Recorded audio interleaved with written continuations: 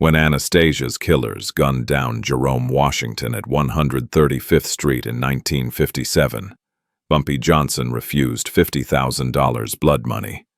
45 days later, 10 bullets tore through the Lord High Executioner in a barber's chair. No screams. No mercy. No retaliation. How did one murdered driver bring down the deadliest gangster America ever feared? Morning light painted the Cadillac's black hood the color of fresh tar. 3 men climbed out at 135th Street, their shoes scraping pavement still wet from the night's rain.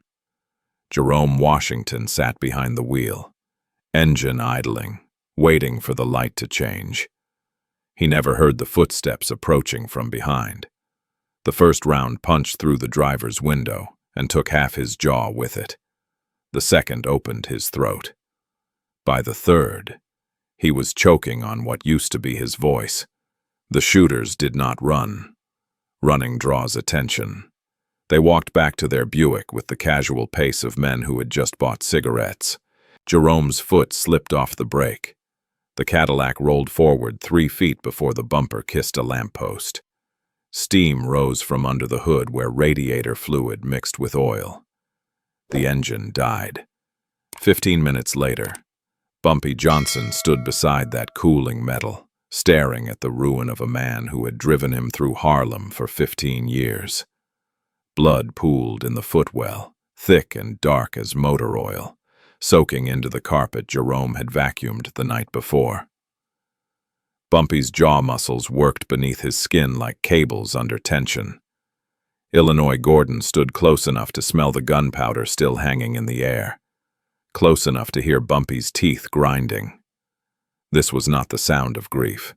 This was the sound of gears turning, calculations being made in a language that had nothing to do with emotion. The crowd formed the way crowds always do in Harlem. Everyone watching, nobody seeing. Women pulled children close. Men who 5 minutes earlier had been laughing over dice games now studied the sidewalk like it held answers. Bumpy did not speak. He did not need to.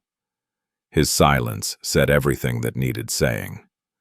Jerome Washington had died in a car meant for someone else, killed by men who could not tell one black face from another in morning shadow. Anthony Coppola made contact before the coroner's wagon cleared the intersection. Word traveled through phone lines that connected Brooklyn to Harlem like arteries feeding the same diseased heart. Anastasia wanted to make it right. $50,000. Cash. Delivered anywhere Bumpy chose. A mistake deserved correction, even in a business built on mistakes that buried bodies. That night, Small's Paradise smelled like bourbon and fear. Coppola walked in carrying a briefcase that could buy 3 brownstones or one man's silence. The club went quiet. Not silent. Quiet. The difference matters in places where sound is survival. He found Bumpy at his corner table, the one where light never quite reached, where men came to negotiate things that could not be said in daylight. The briefcase hit the table with a thump that said money talks. Bumpy looked at it the way a man looks at a snake coiled on his doorstep. Beautiful, dangerous, something that needed killing. His voice, when it came, carried no anger. Anger is heat. This was ice. I do not sell family. 4 words. Coppola had brokered peace between families that had been carving each other up for generations. He knew when negotiation ended and something else began. He picked up the briefcase and walked out. Illinois Gordon watched from the bar, nursing whiskey that tasted like smoke and regret. He had seen Bumpy calculate odds on everything from numbers rackets to territorial disputes. But this was different. Bumpy was not calculating profit. He was setting a price that existed somewhere beyond currency, in that place where men keep the debts that cannot be settled with paper. The story moved through the underworld, like sickness through a prison. Bumpy Johnson refused Anastasia's money. In a world where everything had a number attached, where loyalty could be purchased and vengeance settled with briefcases full of unmarked bills. This was a dialect nobody spoke anymore. The old men understood. The young soldiers thought Bumpy had cracked. Clara Washington sat in her living room that night, receiving visitors who brought casseroles and condolence. When Bumpy arrived, she asked one question: "Will my husband's passing start a war?" The word death never crossed her lips, as if saying it might make it more permanent than the closed casket in her hallway already did. Bumpy shook his head slowly. "There will be accounting." He did not elaborate. Clara, who had spent 20 years married to a man in Bumpy's world, did not ask for translation. Some debts grow interest in silence. When a man refuses money, he has chosen something more expensive than cash can measure. Bumpy Johnson chose time. Time to think. Time to build. Time to let Anastasia believe that $50,000 had closed a book still being written in invisible ink. Cigar smoke hung in Bumpy's back room like fog rolling off a river where bodies get dumped. The map of New York spread across the table showed territories marked in pencil, erasable as loyalty, redrawn with every ambitious soldier's rise. Bumpy stood at the table's head, palms flat against paper, studying the city the way surgeons study X-rays before cutting into bone. This was not about violence. Violence was the amateur's first move, the last refuge of men too stupid to count past their trigger fingers. Illinois Gordon sat beside him, cigarette ash growing long enough to fall. He had watched Bumpy operate for 20 years, seen him outthink men who believed guns solved everything because thinking solved nothing. But even Gordon could not fully map what Bumpy was building here. No weapons on the table, no muscle waiting in the hall. Just paper, tobacco, and the kind of quiet that precedes earthquakes. Anastasia was a problem that bullets could not fix. Not Bumpy's bullets, anyway. The Lord High Executioner had built his throne on a simple principle, enforced with piano wire and shallow graves. Touch me and everyone you love dies slowly. He had proven this so thoroughly, so publicly, that even considering a move against him felt like signing your own autopsy report. The 5 families tolerated him because useful monsters are better than unpredictable ones. Cops feared him because badges stop mattering when your children's school bus route gets mentioned in passing. Newspapers printed his name because readers devour stories about men who would gut them for fun. Bumpy understood what journalists never would. Every throne sits on fractures. Every king bleeds from cuts nobody sees. The art is not creating weakness. The art is finding existing cracks, working fingers into them, and letting physics handle demolition. He was not hunting for a triggerman. He was mapping leverage points where small pressure creates catastrophic failure. Carlo Gambino was hungry. Everyone with eyes knew it. He sat as underboss in Anastasia's family, quiet as Sunday Mass, calculating as a loan shark counting points. He smiled at jokes that were not funny, agreed with decisions he would reverse given power, kept mental ledgers of every slight, every insult, every dollar diverted from his pocket into someone else's. Bumpy had never shaken Gambino's hand. Did not need to. Ambition has a scent that crosses state lines and borough boundaries like infection through bad plumbing. Vito Genovese could smell power shifts the way butchers smell spoiled meat. He ran his family with the efficiency of a slaughterhouse, always calculating percentages, always positioning pieces for moves 3 plays ahead. If Anastasia dropped, Genovese would not light candles. He would simply redraw territory maps and continue business, but he would never make the first cut. Men like Genovese never do. They wait for someone else to stick the blade in, then claim the wound was inevitable, practically begged for. Meyer Lansky despised spectacle the way bankers despise bank robberies. He had constructed fortunes on numbers, offshore casinos, accounts so buried that federal prosecutors needed shovels just to find the dirt. He valued predictability like other men valued breathing. Anastasia's volatility, his tendency to strangle men over imagined disrespect. His absolute failure to plan beyond the immediate satisfaction of watching someone beg.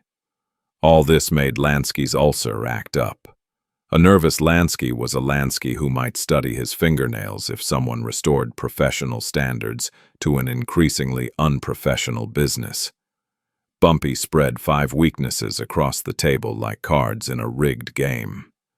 Anastasia's brother sat in Italian exile, severing crucial old country connections that greased transatlantic operations. Family soldiers grumbled in social clubs about profit splits that favored the boss beyond reasonable margins.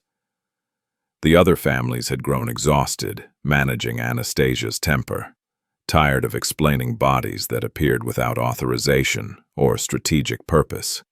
Federal heat was intensifying. Congressional committees putting Anastasia's name on television where visibility meant indictment. And Cuba, that jewel of corruption 90 miles offshore, was fracturing over casino percentages and who controlled which politician's envelope. Illinois Gordon watched Bumpy work and finally understood the blueprint. This was not revenge. Revenge was a gun in the dark. Brief satisfaction that changed nothing structural. This was engineering. Bumpy was redesigning the underworld by removing one load-bearing beam and letting gravity finish the job. "You are not starting a war," Gordon said quietly.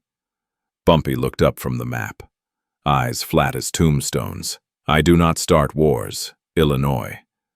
I finish them." Brooklyn bars in October smell like yesterday's spilled bourbon and tomorrow's regret. The kind of establishments where men gather not from friendship but from obligation, needing to be seen, maintaining the fiction that they still matter to something larger than their shrinking territories. Glasses touched in toasts nobody meant. Eyes that used to hold contact now slid past each other like strangers on a subway platform where someone just got shoved onto the tracks. The first document appeared like a tumor nobody noticed until it metastasized. A bank record from the Bronx, an account registered under a name that matched no legitimate business, no official operation. The numbers were large enough to raise eyebrows, small enough to explain if anyone dared ask directly. But asking directly meant accusations, and accusations meant choosing sides in a game where picking wrong got you buried in Jersey pine barrens. So nobody asked, they whispered instead. Passed the information through phone calls made from pay booths. Let it circulate like counterfeit bills that everyone knows are fake, but keep spending anyway. Within 10 days, 3 more accounts surfaced like bodies rising from the Hudson after winter ice melts. Properties in Queens registered to shell corporations that traced to holding companies that traced to mailboxes that traced to nothing living. Money flowed through these channels like blood through hidden veins, amounts that did not match official books, percentages that did not align with what soldiers expected when profits got divided. Nobody accused Anastasia of skimming. Skimming was theft. Theft required proof. Proof required someone willing to stand up and demand answers at the risk of their kneecaps being introduced to ball-peen hammers. But questions do not require proof. Questions only require doubt. And doubt spreads faster than gonorrhea in a whorehouse. The genius of the leak was its ambiguity. Could be feds building a RICO case, documenting money trails for indictments that would drop like napalm. Could be rival families laying groundwork, establishing justification for moves that needed justification in the careful politics of the underworld. Could be simple incompetence, some accountant's sloppiness exposing what should have stayed buried. Origin did not matter. Effect did. Soldiers started doing arithmetic, comparing their envelopes against what they believed the family earned, finding discrepancies that gnawed at them like rats in the walls you hear but cannot catch. Anthony Coppola reported the whispers to Anastasia. The boss waved them away like cigarette smoke. "Let them talk," he said, jaw tight enough to crack walnuts.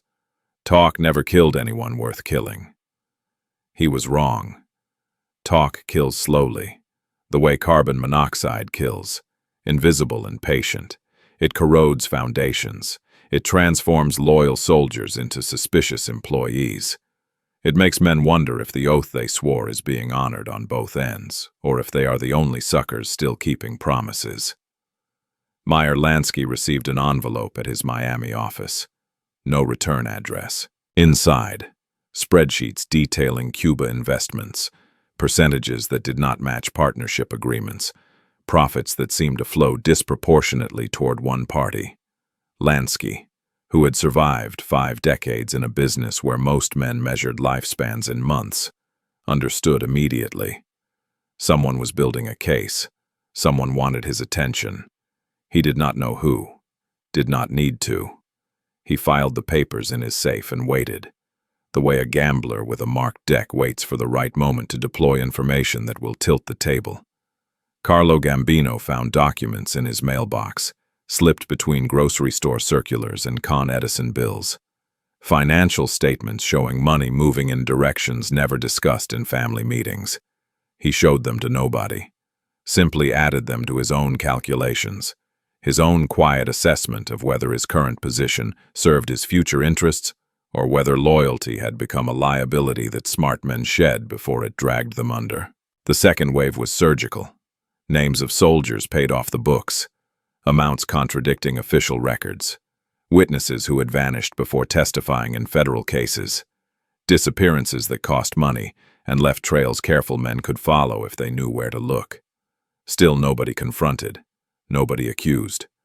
Questions simply multiplied like bacteria in warm meat, spreading through the organization's tissue, rotting it from the inside where antibiotics could not reach. Anastasia felt the shift in atmospheric pressure but could not locate the storm front. Men who used to joke freely now measured words. Meetings that used to flow smoothly now carried undertones of suspicion thick as winter oil. He tightened security, varied routines, trusted fewer throats with information, but he kept one habit, one small vanity. Every week, Park Sheraton Hotel barbershop, shave and trim, moment of civilian normalcy in a life built on making people stop breathing. Never occurred to him that routine could be a noose. Bumpy sat in darkness thick enough to choke on. The apartment smelled like old tobacco and regret, that particular scent that clings to rooms where men sit alone counting their failures instead of their money. The wall clock ticked like a heartbeat that refused to quit, even when quitting seemed like the merciful option. Each second marked time Jerome Washington no longer had. Time stolen by bullets that were meant for someone else but found their target anyway, because patterns are easier to read than most men want to admit. He poured 4 roses into a glass that had held the same brand since Truman was president.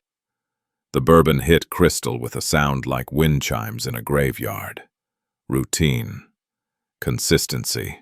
The same things that made life comfortable also painted bullseyes on your back for anyone disciplined enough to watch and wait and learn that Tuesdays meant 135th Street at 9:45. Same Cadillac. Same driver.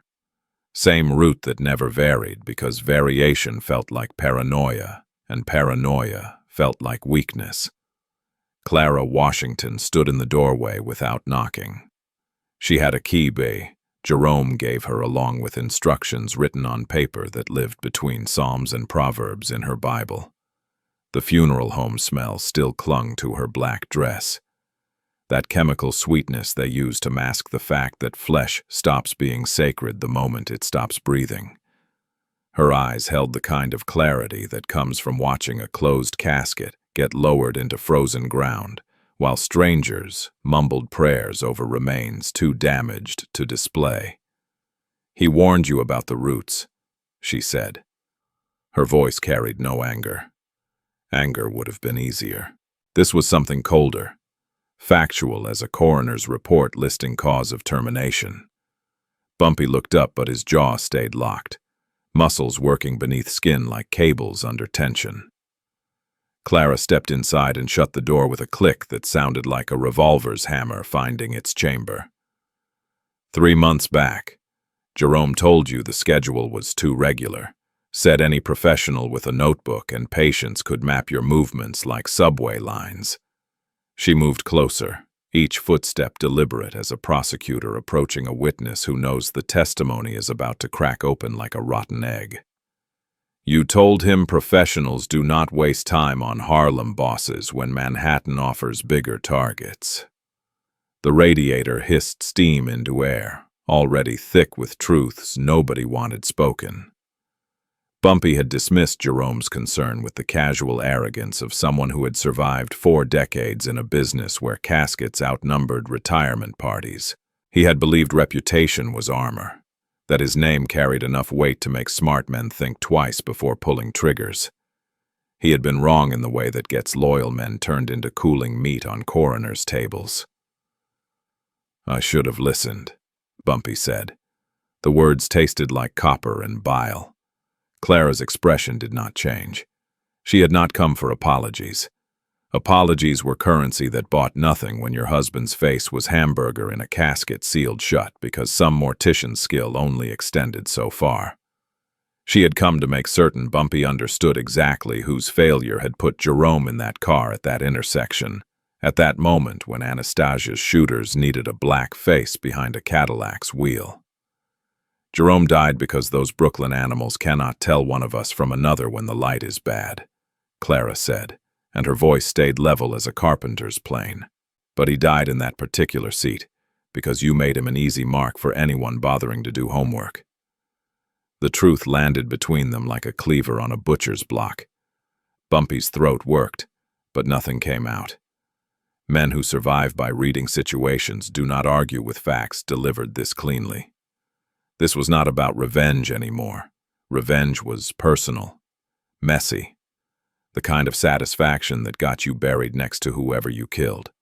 This was about correction, about recognizing that the structure holding up your world had cracks that needed sealing before you could judge anyone else's foundation. About understanding that tearing down what Anastasia built meant first admitting that Bumpy's own house needed repairs. Clara moved toward the door, then paused with her hand on the knob. The hallway light cut across her face, showing lines that had not been there when Jerome was still driving. "You are going to do something," she said. Statement, not question. When you do it, make certain it fixes more than just your pride. The door closed. The lock clicked. Silence filled the space like water flooding a basement. Bumpy sat in darkness that felt heavier now, weighted with understanding that changed everything. Jerome Washington had stopped breathing because Anastasia's crew could not distinguish features in morning shadow. But he had stopped breathing in that specific location because Bumpy Johnson had grown comfortable enough to stop paying attention to details that separated living bosses from ones people eulogized. When intelligent men recognize their mistakes, they do not simply patch the immediate problem. They rebuild the system that allowed the failure to occur. Bumpy stood and walked to the telephone. Illinois Gordon answered before the second ring finished. "Move everything up," Bumpy said, his voice carrying the certainty of someone who has just finished doing math that only arrives at one answer. "We finish this before anyone else pays tuition for my education." The line went dead. Outside, Harlem continued breathing, unaware that the timeline had just accelerated toward October 25th like a freight train with failed brakes. The morning edition hit newsstands with Anastasia's name in letters thick enough to read from across the street. The paper smelled like fresh ink and coming trouble. That particular combination that makes smart men nervous and stupid men defiant. Above the fold, his photograph showed a face built for intimidation, jaw set like concrete poured into forms designed to break knuckles. The headline read, "Waterfront Boss Subpoenaed in Union Probe." Below it, 3 paragraphs detailed allegations that stopped just short of accusation. The kind of careful journalism that plants seeds without providing enough evidence for libel suits. By noon, his name appeared in 4 more papers. By evening, television news programs were showing footage of him leaving the federal courthouse, Coat collar turned up against cameras and questions shouted by reporters who smelled blood in the water, the way sharks do when something is bleeding somewhere just out of sight. The machinery of public attention had engaged gears that ground slow but thoroughly, crushing everything caught between metal teeth that did not stop until nothing remained but powder fine enough to scatter. Senator McClellan's committee wanted testimony, the kind delivered under oath with cameras recording for posterity, and prosecutors taking notes that would later become indictments if the words came out wrong.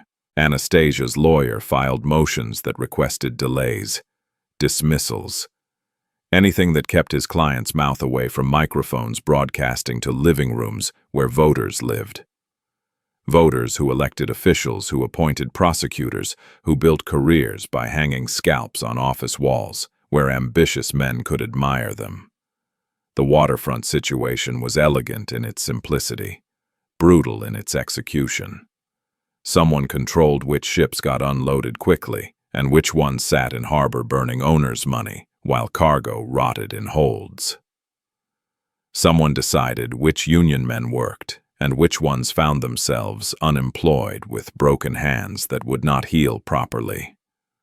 Someone collected fees that existed in the gray space between legitimate business and felony extortion. Everyone knew Anastasia's fingerprints decorated that machinery. Knowing and proving lived in different area codes.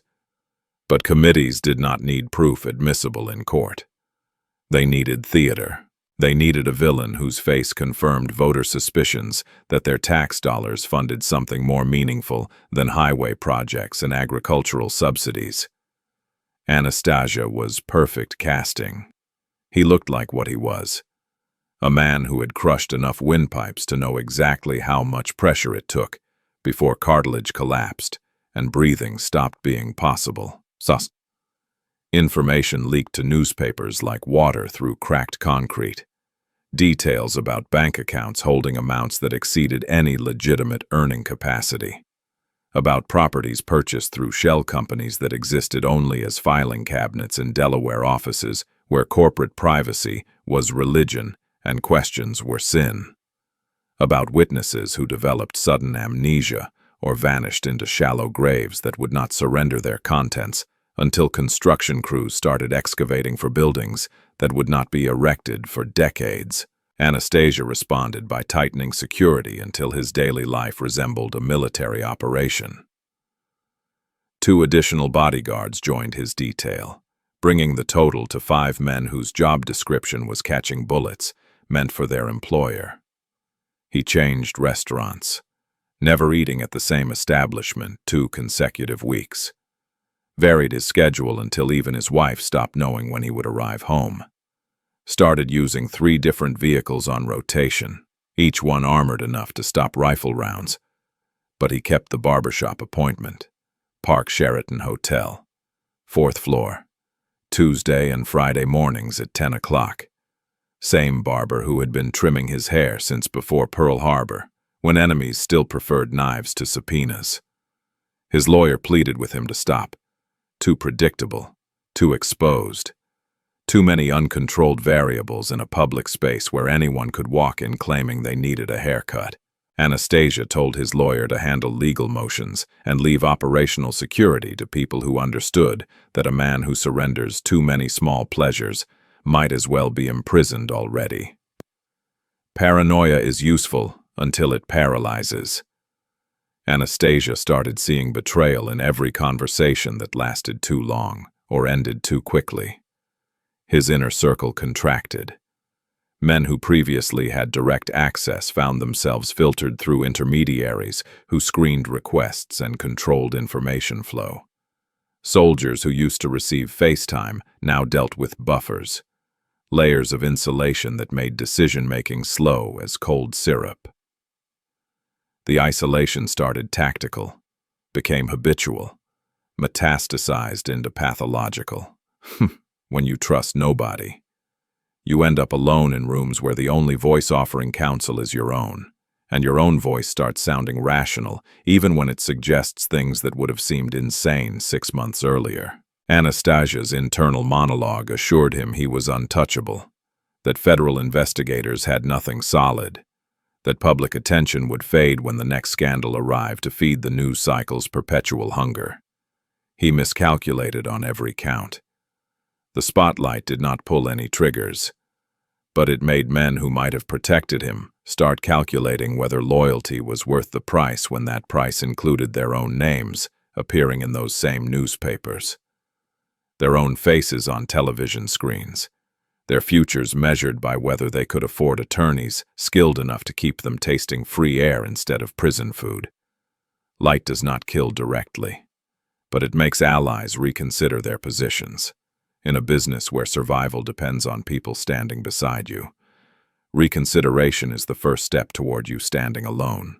The warehouse in Red Hook smelled like rust and river water, that particular combination that clings to places where legitimate commerce stops and other arrangements begin. Shipping containers sat in rows like steel coffins, waiting for cargo that may or may not have paperwork customs inspectors would approve. Gray afternoon light filtered through windows someone had broken years ago, and nobody had bothered repairing, because broken windows served certain purposes better than intact ones. Carlo Gambino arrived early. He always did. Early meant controlling the space, observing who came and who stayed away, reading the environment before the environment had anything worth reading. He stood near a loading dock door that stayed open just enough to let in air that tasted like diesel fuel and low tide. His coat stayed buttoned despite the warehouse's warmth because men in his position never knew when they might need to leave quickly. Bumpy Johnson came alone. No Illinois. Gordon watching his back. No insurance. Just one man walking into a space where another man waited. Both understanding that this conversation existed in territory where words became contracts and contracts were enforced with methods that left widows and closed caskets. Gambino watched Bumpy approach with the stillness of someone who had learned that unnecessary movement telegraphed weakness. "You have my attention," Gambino said. His voice carried Sicilian vowels Brooklyn had not quite managed to flatten. Bumpy stopped 10 feet away. Close enough for conversation, far enough to react if reaction became necessary. Neither man carried weapons.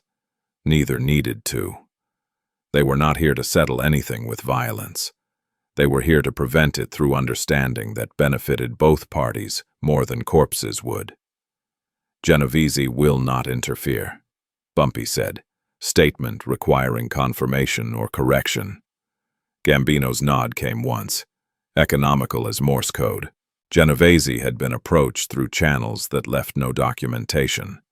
Conversations in cafes where nobody took notes because notes became evidence in trials that sent people to cells where the only view was concrete and razor wire. Vito had been assured this was housekeeping, not aggression. The kind of internal adjustment that happens in all organizations when management proves incompetent and shareholders decide new leadership might improve returns. "Lansky remains neutral," Bumpy continued. Again, Gambino's single nod. Meyer Lansky had zero interest in New York street wars that might interrupt cash flowing from Cuba and Las Vegas. He had received assurances this would be clean, quick, internal, the kind of personnel change that happens in every business when someone at the top stops making sound decisions and starts making the kind that get everyone indicted. "The Commission views this as family business," Gambino said, and the word family carried weight beyond genetics. It meant the other organizations would not treat this as an attack requiring response, would not view it as destabilization needing correction, would accept it as one outfit managing its own problems the way outfits had been managing problems since before any of them were born. Family business was permission spelled in a language requiring no translation. Bumpy studied Gambino's face for deception indicators, for tells suggesting this was theater designed to get him exposed and eliminated before he became a problem for people who preferred their problems solved, before they metastasized into situations requiring multiple funerals. He saw only calculated ambition. Gambino wanted Anastasia's position, wanted it badly enough to negotiate with a Harlem operator who should have been invisible to Brooklyn power structures, wanted it enough to accept risks that would get him gutted if this conversation ever surfaced in locations where prosecutors took depositions. October 25th, Bumpy said, "A date." Not a question. Gambino processed it, running calculations involving alibis and schedules, and ensuring he would be nowhere near anything requiring explanation when detectives started asking questions that would later become grand jury testimony. No, he nodded. The date worked, provided enough time to position himself as the logical successor, the steady hand that could stabilize an organization, losing its leader to circumstances that would be investigated but never solved to anyone's satisfaction. Afterward, there will be no retaliation, Gambino said. He needed that assurance. Needed to know Bumpy was not using this as an opening move in a larger conflict that would transform Brooklyn into a combat zone where nobody could operate because everyone was too occupied avoiding bullets meant for someone else. Bumpy understood the concern. Understood this only worked if it concluded cleanly. Afterward, you run Brooklyn as you see fit. Harlem stays Harlem. We do not cross boundaries without invitation. It was a treaty. Informal. Unwritten. Enforced by mutual interest in preserving profitable infrastructure both men depended on for their livelihoods and continued breathing. Gambino extended his hand. Bumpy took it. The handshake lasted 3 seconds, long enough to seal an agreement that would reshape New York's underworld. Short enough that neither man needed to pretend this was friendship instead of business. Gambino left first, footsteps echoing off concrete until the warehouse door closed behind him. Bumpy waited 5 minutes before walking into afternoon light that felt different now. Waited with certainty that something irreversible had been set moving. Opportunities do not appear like gifts. They are constructed by men patient enough to build them piece by piece, conversation by conversation, assurance by assurance, until the window opens and what needs to happen can happen without everything collapsing afterward. October 25th was 3 weeks away. Enough time for Anastasia to believe federal attention would fade. Enough time for him to relax into routines that felt safe because they had always been safe before. Enough time for a barber's chair to become the place where the Lord High Executioner would discover that execution works in both directions. October 25th arrived, dressed like any other Manhattan Friday, where men who broke bones for profit wore suits expensive enough to pretend otherwise. Park Sheraton Hotel rose above 7th Avenue smelling like Cuban tobacco and the kind of aftershave that costs more than most men earn in a month. Albert Anastasia pushed through brass doors at 9:47, his bodyguards trailing behind like dogs trained not to crowd their master's heels. The elevator operator's hands shook slightly when Anastasia entered. Everyone knew his face. The newspapers had made certain of that, printing photographs that showed a jaw built for crushing walnuts and eyes that had watched men beg before their windpipes collapsed under applied pressure. 4th-floor hallway stretched empty except for a maid whose cart rattled with fresh linens. She studied the carpet pattern like it held secrets, understanding that hotel employees who saw things often stopped seeing anything permanently. Arthur Grasso's barbershop occupied a corner space small enough that 3 men made it feel crowded. 2 leather chairs faced mirrors that reflected everything, which was the point in establishments where privacy mattered more than square footage. Grasso had been trimming Anastasia's hair since Dewey was governor, knew exactly how much to take off without being told, understood that some clients preferred silence over small talk about weather and baseball. Anastasia settled into the chair with the ease of ritual repeated hundreds of times. The cloth draped across his chest, tucked tight around his thick neck. Grasso's hands worked with practiced efficiency, preparing lather that smelled like almonds and something astringent that burned nostrils if you breathed it too deeply. The hot towel came next, steam rising as white cotton pressed against Anastasia's face, covering his eyes, blocking the world behind wet heat that felt like being smothered slowly. This was the moment. Eyes blind, hands trapped beneath fabric, ears muffled by layers of terry cloth pressed against skull. Every security professional warns against this vulnerability, this surrender of awareness that transforms powerful men into helpless meat, waiting for whatever comes next.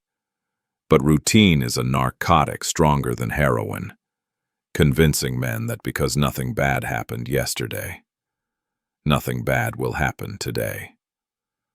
Two men entered through a door that should have been locked. Their shoes whispered against tile, soft as prayers in empty churches. Grasso saw them reflected in the mirror, saw the revolvers appearing from coat pockets, saw his own future narrowing to a choice between becoming an accessory or a second corpse.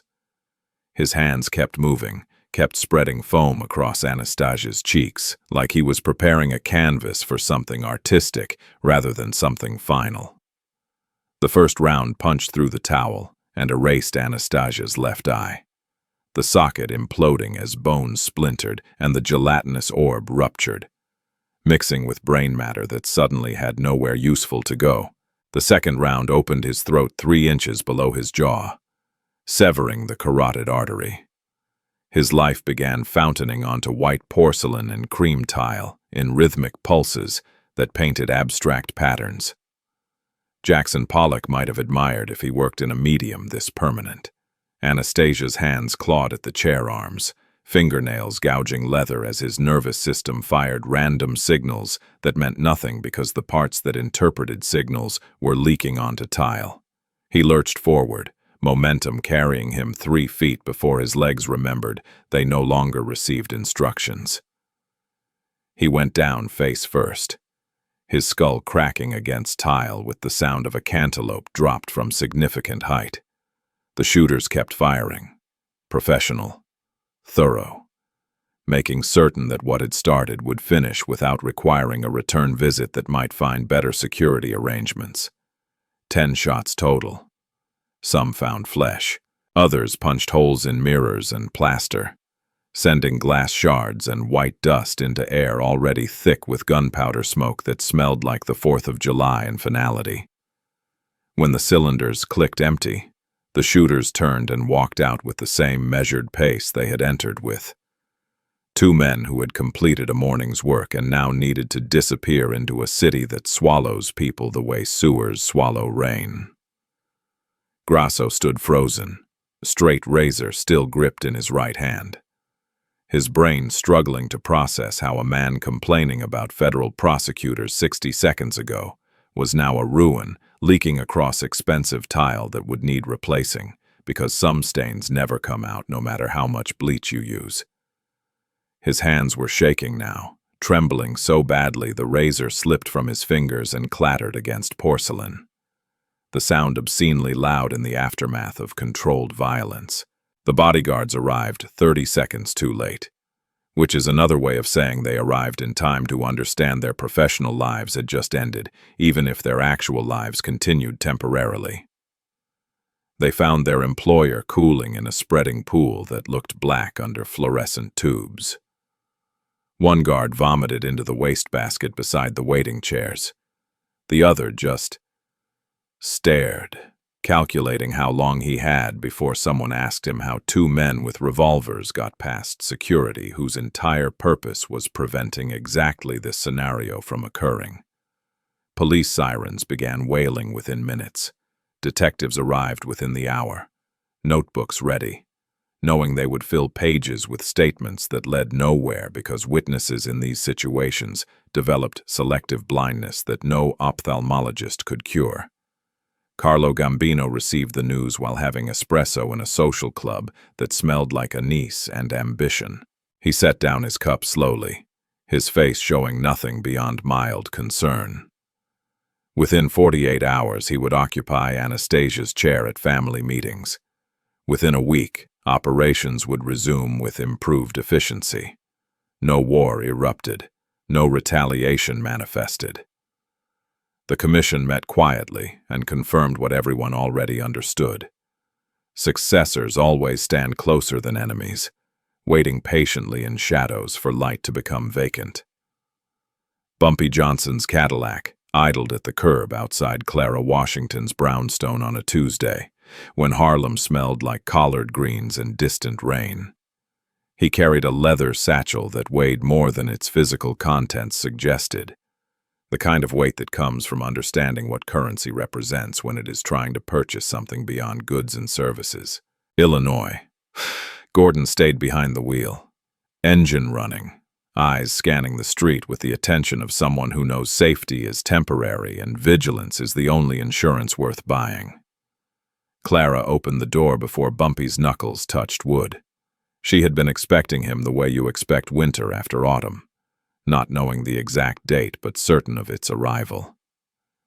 She stepped aside without speaking, her face composed in that way women learn when their husbands work in businesses where widowhood is an occupational hazard, always hovering just outside the door.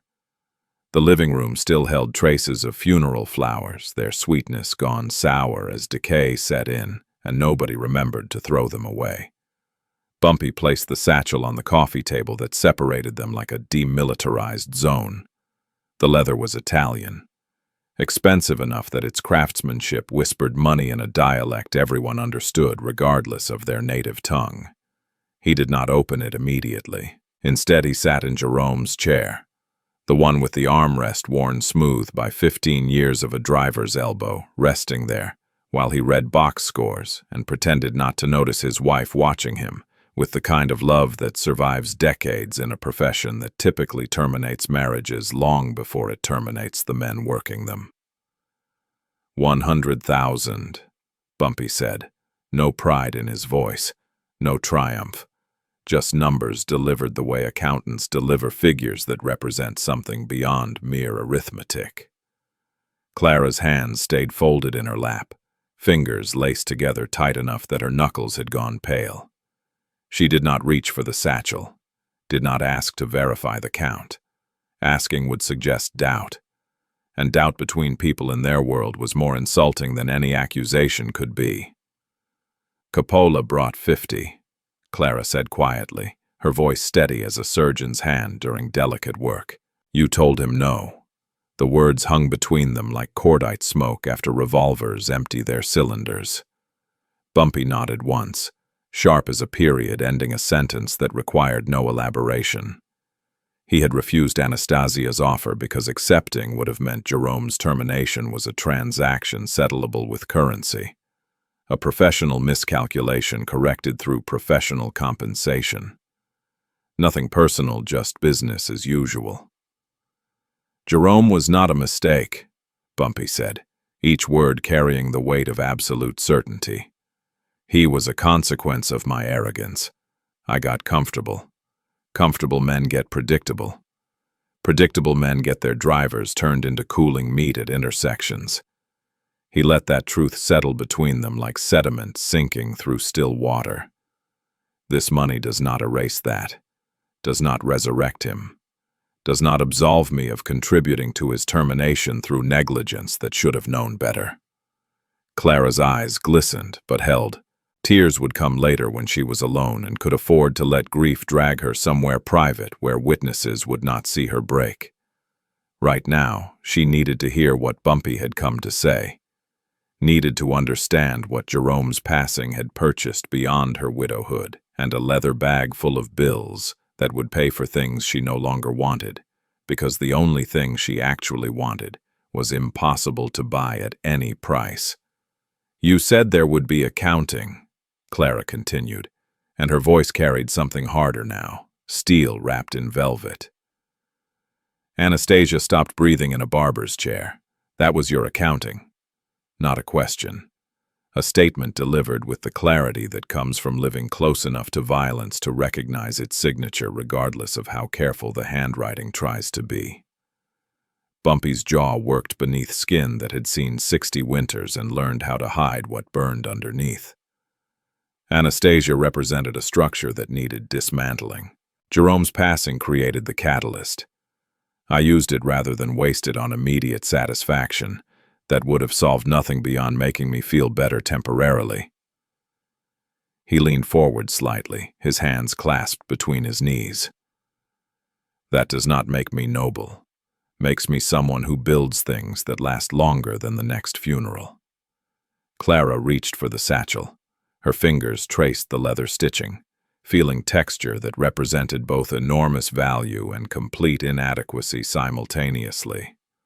$100,000 was more than Jerome would have earned in 3 lifetimes of careful driving. It was also worthless compared to one more morning where she could pour his coffee and watch him read the sports section while sunlight painted their kitchen, the color of honey and normal life. "You kept your word," she said finally, and her voice cracked like thin ice under weight it was never designed to support. Tears came now, running down cheeks that had stayed composed through the funeral, through the viewing where Jerome's casket stayed closed because bullets had made his face unsuitable for public display. In a world where promises mean nothing, you kept yours. She looked up at Bumpy with eyes that had seen too much and understood more than most people ever would. That matters more than the money. You understand that. Bumpy stood. He understood. Power was not proven in public displays where everyone could see and applaud and acknowledge. Power was proven in private moments where only the people involved would ever know what had been promised and what had been delivered when delivery would have been easy to avoid. Jerome Washington would never make headlines beyond his termination. His name would not appear in history books between covers that attempted to explain how the world actually worked versus how people pretended it worked, but in the quiet architecture of how Harlem operated, in the careful balance between violence and restraint. His passing had been the pebble that started an avalanche that buried a monster and rearranged the landscape. Harlem settled into rhythms that felt quieter without actually being silent. The way a room feels different after someone has just left, even though nothing visible has changed. The numbers racket continued its daily operations. Protection payments flowed like clockwork. Policy wheels spun with mechanical certainty. Everything continued exactly as before, except everyone understood something fundamental had shifted. Something that did not require explanation to people fluent in reading the spaces between words where actual meaning lived. Brooklyn had new management. Carlo Gambino moved into Anastasia's position with the smooth efficiency of someone who had been rehearsing this promotion for years. Waiting for his cue while pretending patience came naturally. He met with the other families, assured them operations would proceed without disruption, explained that recent events were internal housekeeping, not requiring collective response. The commission accepted his explanations because they had approved the housekeeping before it happened. Because removing Anastasia meant removing volatility that threatened everyone's profit margins more than any external threat ever could. Vito Genovese maintained careful distance, occupying that valuable neutral territory where he could claim ignorance if questioned and credit if circumstances evolved favorably. His organization continued operating in its established territories without expanding into vacuums Anastasia's termination created.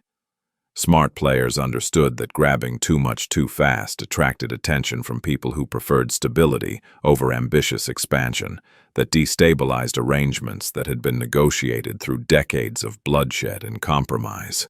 Meyer Lansky redirected his attention to Cuba and Las Vegas. Those profitable playgrounds where American currency flowed like rivers and nobody asked uncomfortable questions about where money originated or where it went after passing through counting rooms that never quite matched their official reports. He had observed Anastasia's removal from safe distance, neither approving nor disapproving publicly, simply acknowledging that sometimes management changes improved operational efficiency. His casinos continued generating revenue. His offshore accounts continued growing. The world kept turning and Meyer kept counting. Bumpy Johnson made no public claims about his involvement, did not boast in social clubs where loudmouths attracted federal attention, like blood attracts sharks. did not suggest to journalists that perhaps they should investigate certain connections between Harlem patients and Brooklyn housekeeping. He simply continued running his operations with disciplined efficiency that had kept him breathing through 4 decades in a business where most men measured careers in months before something permanent happened. His soldiers understood that something significant had occurred without requiring explicit confirmation. Understanding came from observing that Bumpy had refused $50,000 and 45 days later, the man offering it stopped breathing in a barber's chair. Cause and effect did not require explanation to people who spoke the language fluently. The newspapers eventually stopped printing stories about Anastasia's termination. The investigation stalled like a car with a flooded engine, going nowhere despite investigators turning the key repeatedly. Witnesses developed selective amnesia or disappeared into shallow graves that would not surrender their contents until construction crews started excavating decades later for buildings that would house people who never knew what foundation they were standing on. The case remained officially open but practically dead. Filed in cabinets where unsolved matters accumulated like dust in corners, nobody bothered cleaning because cleaning meant acknowledging how much had piled up over the years. Jerome Washington's name appeared in exactly 3 newspaper articles. The first reported his termination at 135th Street. The second mentioned him in passing when discussing Anastasia's barber chair exit. The third was his obituary, a brief paragraph noting his years of service and the widow he left behind. Then he vanished from public record the way most men in his position vanish, remembered only by people who had known him personally and forgotten entirely by the larger machinery that ground through lives like grain through millstones that never stopped turning, regardless of what got caught between the stones. But in the private architecture of power, in the careful calculations men made about who to trust and who to fear, Jerome's passing was the beginning. The moment when Bumpy Johnson demonstrated that patience could devastate more thoroughly than violence, that understanding systems mattered more than understanding weapons, that the man who knows when to pull triggers and when to simply wait for physics to handle demolition would outlast the man who believed reputation was armor thick enough to stop what was coming. The question was never who won. Winners and losers were temporary categories that changed with circumstances and luck and who was still breathing when smoke cleared. The question that actually mattered was simpler and more difficult. If a mistake takes someone who belongs to you, someone whose loyalty you accepted and whose service you benefited from, do you choose immediate revenge that satisfies emotion but solves nothing structural? Or do you choose patience, the kind that waits and builds pressure until the entire system adjusts itself to correct the imbalance that allowed the mistake to occur? In Harlem in 1957, power did not come from guns. Power came from understanding when to use them and when to simply observe that certain structures were unstable and would collapse given time and pressure applied in the right locations by the right people at the right moment. So here is the question that haunts every man who has ever lost someone. If a mistake took your family, what would you choose? The gun fast. Final, forgotten by morning or the calendar, watching them lose everything slowly, piece by piece, until nothing remains but the memory of what they used to control. Bumpy Johnson chose time, chose patience, chose a reckoning that did not end with a funeral, but continued through every breath the guilty took afterward, watching their empire crumble while they stood helpless. Was it justice, revenge, or something colder? A lesson carved into the bones of an organization that would remember long after the man was forgotten. History does not judge. It records. And what it recorded was simple. Some debts are paid in blood, others in years. The ones paid in years are the ones nobody forgets.